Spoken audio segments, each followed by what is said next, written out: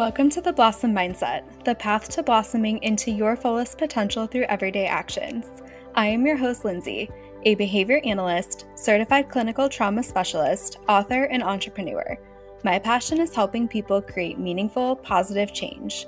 Using a behavior analytic approach, I guide individuals to uncover their values, build self-awareness, and take intentional steps towards their goals and building their skill set. This podcast reminds you that you don't have to face life's challenges alone and is here to help you take the first steps towards meaningful change by increasing self-awareness and shifting your mindset with support and no judgment. Together, we'll explore topics like identifying your values, setting realistic goals, and learning practical tools to increase mindfulness and shift your mindset towards a more meaningful life. With guest speakers and actionable strategies, each episode helps you break through internal and external barriers, offering easy steps to create a life aligned with what matters most. This is the Blossom Mindset Podcast, your path to blossoming into your fullest potential, one action at a time. Let's get started. This is a friendly reminder that the information shared on the Blossom Mindset is for educational and informational purposes only. It is not a one-size-fits-all approach and is not intended to be a substitute for professional advice, diagnosis, or treatment. Remember, this is not a therapy session and is simply for educational purposes and serves as an additional resource for you. Your well-being is important to us, and reaching out for the right support is a vital step in your journey. Welcome back to the Blossom Mindset. I want to start today with something I think more women need to hear. Your brain is not broken, you may just be overloaded. And if that lands in your body even a little relief, I want you to stay with that for a moment, because so many high-achieving women are walking around quietly believing that something is wrong with them. They tell themselves, why can't I focus? Why am I procrastinating? Why do simple tasks feel so hard right now? Why can't I just get it together? Why do I keep freezing on things that I care about? And usually what follows is a lot of self-judgment. They assume it must be laziness, lack of discipline, lack of consistency, or even a lack of motivation. But very often, that's not what's happening at all. And how do I know that? Because I have these same thoughts, and I sometimes still do experience those thoughts. And what is actually happening is overload. Your nervous system is dysregulated. We have mental overload, emotional overload, decision overload, digital overload. I mean, how often do we get stuck in social media doom scrolling and comparing ourselves to others? And even just general life overload. For me, I always have way too many tabs open in my mind. We're not going to talk about my computer right now, but there's always a whole bunch of tabs open in my mind at any given moment. Sometimes it can be very productive, and other times not so much. Even feeling like there's too many responsibilities being held at once. And I notice there are too many small things quietly pulling on my energy at any given moment. And maybe you feel the same, and that's why you've stayed so far in this episode. And when all that happens, what's really happening is your nervous system and your executive functioning both start to feel the strain on your mind and on your body. And remember, multiple things can be true at the same time. You can deeply care, you can be capable, you can be intelligent, you can want the life you say you want, and you still feel completely stuck because your nervous system is carrying way too much. I think this is especially important for women who are building something, leading something, caregiving, supporting others, or holding themselves to a high internal standard. Because the more competent you are, the more people often expect from you, and the more you expect from yourself. So your life can look very functional from the outside while feeling incredibly noisy on the inside. And when all that internal noise gets loud enough, even the simple things become harder. Those simple daily tasks, whether it's doing the dishes, engaging in one self-care action, taking a shower, calling a friend. And it's not because you're failing, but because your system is full. It is overloaded. Your nervous system is dysregulated. And all of that can show up in the sense of avoiding emails, struggling to start the tasks that you need to, feeling irritated by the tiny decisions you're making, doom scrolling instead of actually beginning what you need to or want to, forgetting what you even were doing. How many times do you walk into the room and you're like, wait, why was I here? That's a sign that your system is on overload. And also feeling tired before the day even really starts. You're waking up exhausted. You're not recharged enough.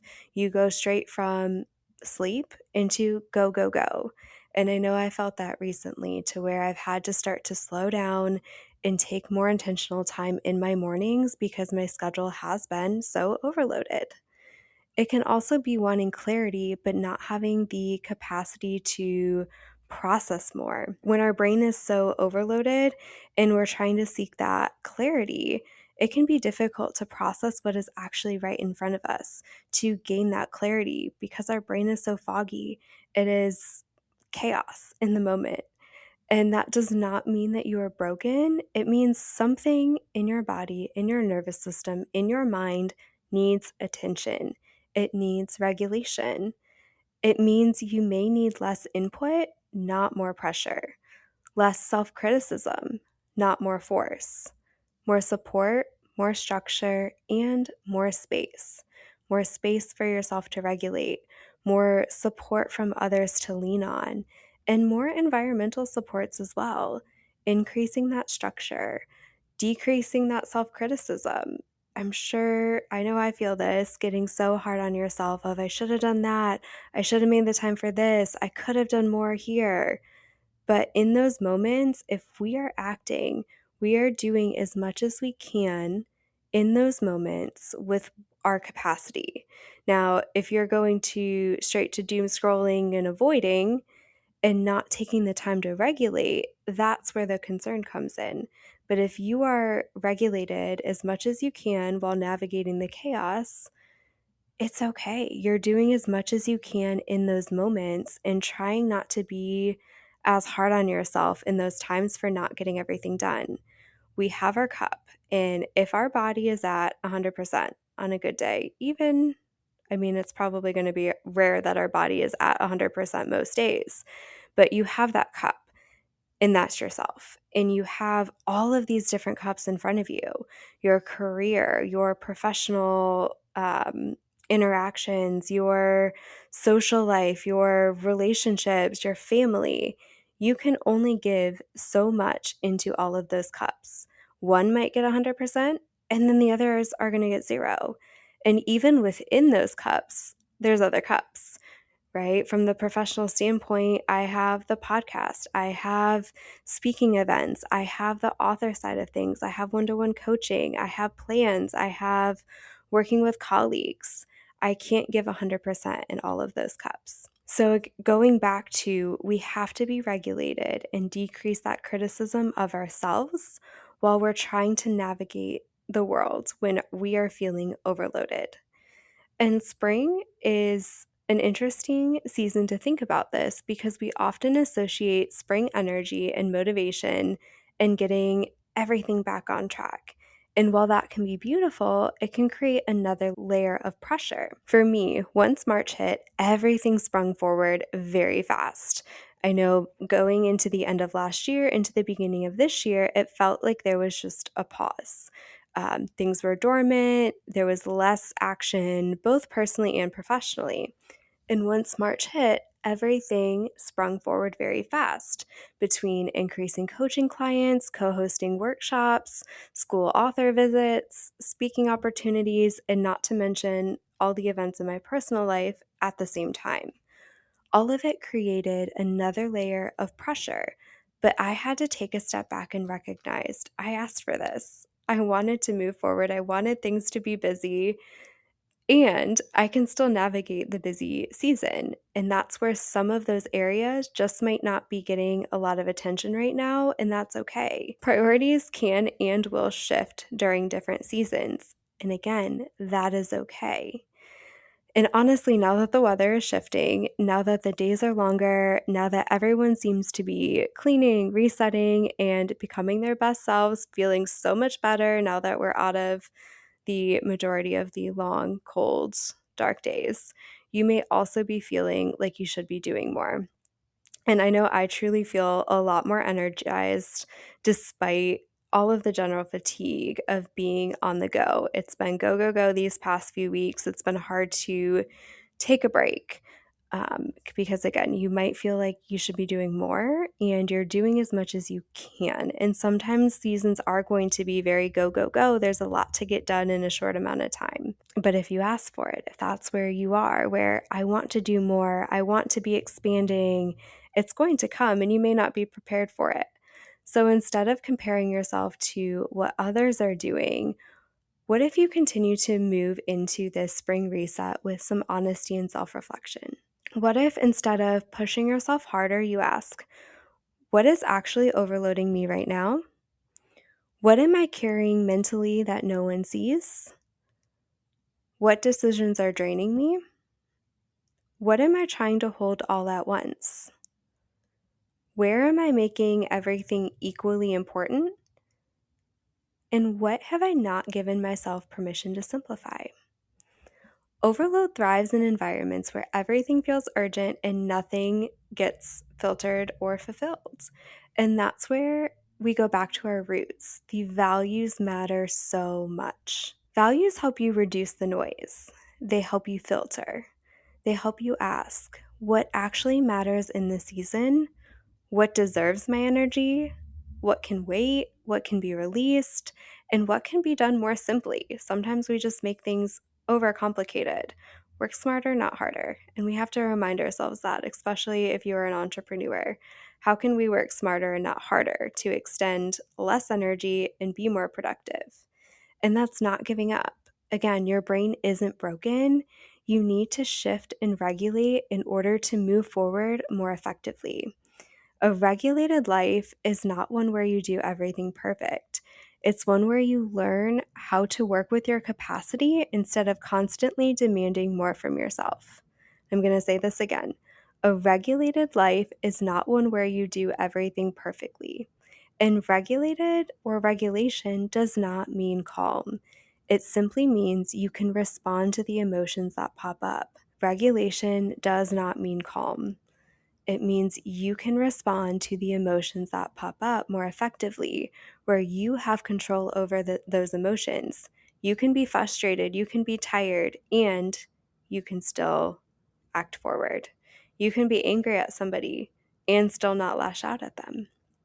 And that matters so much if you are trying to build a life that feels good, not just one that looks good, because regulation is key. If you go full force into something and you are not regulated enough, you crash and burn, you are overloaded.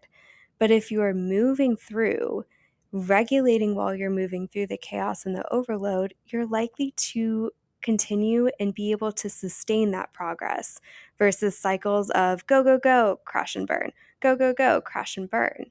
Think of regulation as like we're riding a wave. There's going to be days that are harder, there's going to be days that are easier. It's going with the flow of life versus go, go, go, crash, go, go, go, burn.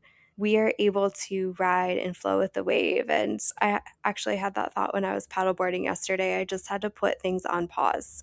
It didn't mean that they were going to go away. They were still there. That task list was piled up.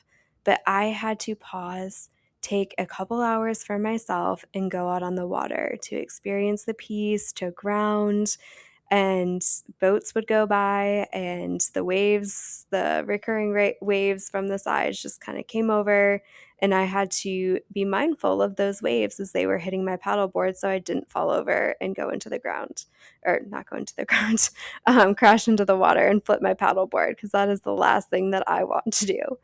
But it's being mindful, noticing when those waves are coming, embracing for them, regulating through them. And that's what's important, because your dream life is not going to be built from chronic overload. They are built from intentional choices and clear priorities, and from having enough space to think, feel, and move.